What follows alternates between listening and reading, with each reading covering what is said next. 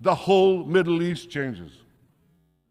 We'll build a new corridor of peace and prosperity that connects Asia through the UAE, Saudi Arabia, Jordan, Israel, to Europe. Benjamin Netanyahu, Prime Minister of Israel, at the United Nations on September 22nd, 12 days before the attack by terrorists who scaled the border from Gaza to Israel, as we know, and murdered thousands of people, which is a staggering death toll. But there was a music festival, etc., and many kibbutzes that were invaded.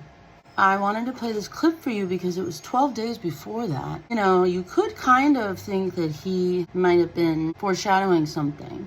Now, at the same time, I want to caution that he may not have been, right? We always have to give everyone the benefit of the doubt, not because we think that they are one way or the other morally, but because we really just don't know for sure. But there is other evidence I'd like to present to you that I think you should see.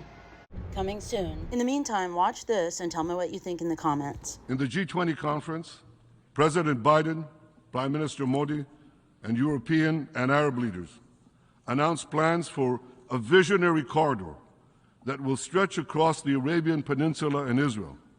It will connect India to Europe with maritime links, rail links, energy pipelines, fiber optic cables.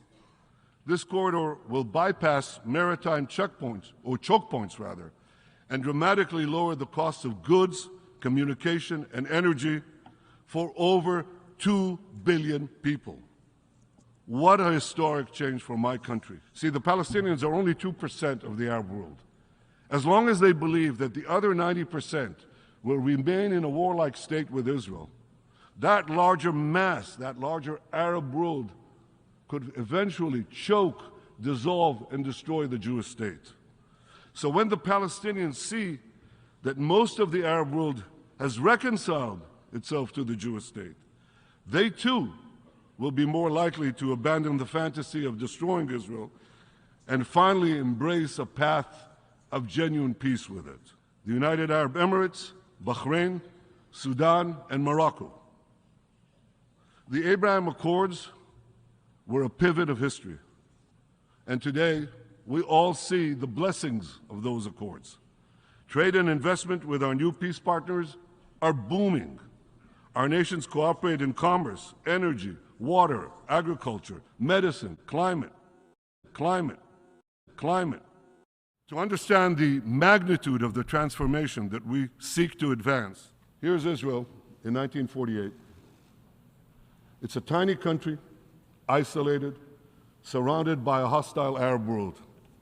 In our first 70 years, we made peace with Egypt and Jordan, and then in 2020, we made the Abraham Accords, peace with another 4 Arab states. Now look at what happens when we make peace between Saudi Arabia and Israel. The whole Middle East changes. We'll build a new corridor of peace and prosperity that connects Asia through the UAE, Saudi Arabia, Jordan, Israel, to Europe. A monumental change, another pivot of history. Now, as the circle of peace expands, I believe that a real path towards a genuine peace with our Palestinian neighbors can finally be achieved. Those who have personally suffered the curse of war can best appreciate the blessings of peace. Why am I bothering to share this clip? Because, at a minimum, we need to know for the 1,400 Israelis and for the hostages, as well as the 4,000 plus killed in Gaza, if this was a result of unforeseen circumstances beyond the control of the military, or something else. But we have a right to ask questions. Israel is not being served well, and neither is Palestine, neither is Gaza, by their leaders. To have lasting peace, we must have a foundation of complete truth and not some kind of sweeping under the rug of the deaths of innocent people. True lasting peace does not become a reality on the backs and the killing of innocent people. And it is because of this that I continue on. We need to keep pushing back and asking those questions regardless of any shrill virtue signaling or the hatred of the mob It doesn't seem to want these questions answered. There's a lot more context leading up to this event, which I'm calling a trigger event. Now, those events, those contexts and articles have been lost down the memory hole, but I will be preparing a presentation of all of that with full context, and I will let you know as soon as it is ready. I welcome your comments. Keep calm and share complete facts.